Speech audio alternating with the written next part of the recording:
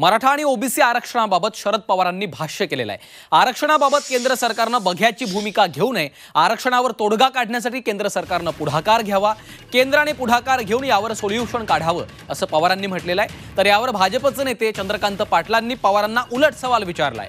पवार गेली 50 वर्ष राजकारणात आहेत, मग सत्तेत असताना त्यांनी मराठा आरक्षणासंदर्भात निर्णय का घेतला नाही असा सवाल चंद्रकांत पाटलांनी उपस्थित केलेला आहे। केंद्र सरकारनं या संदर्भात पुढाकार घेऊन आरक्षणाचा प्रश्न मार्गी लावावा अशी मागणी शरद पवारांनी केलेली आहे। त्यावर चंद्रकांत पाटलांनी शरद पवारांनाच प्रतिप्रश्न केला।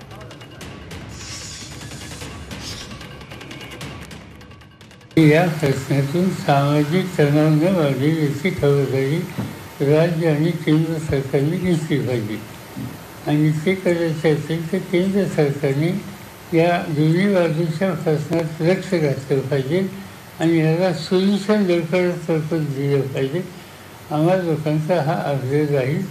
दिल्लीमध्ये पार्लमेंटमध्ये सुद्धा या संबंधीची भूमिका यापूर्वी मांडली होती, सुप्रियाने मांडली होती।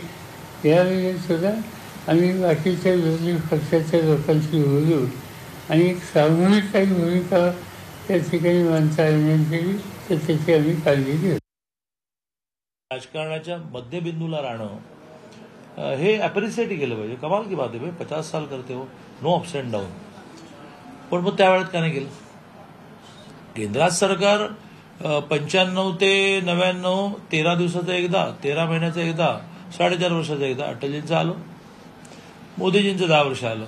बाकीचे तर सदा सर्व काळ सरकार राज्यात, केंद्रात, जिल्हा परिषदेत तुमचीच असतात, तुमची असायची। तर त्यावेळेला तुम्ही हे का नाही केलं हा सगळ्यात महत्त्वाचा मुद्दा आहे।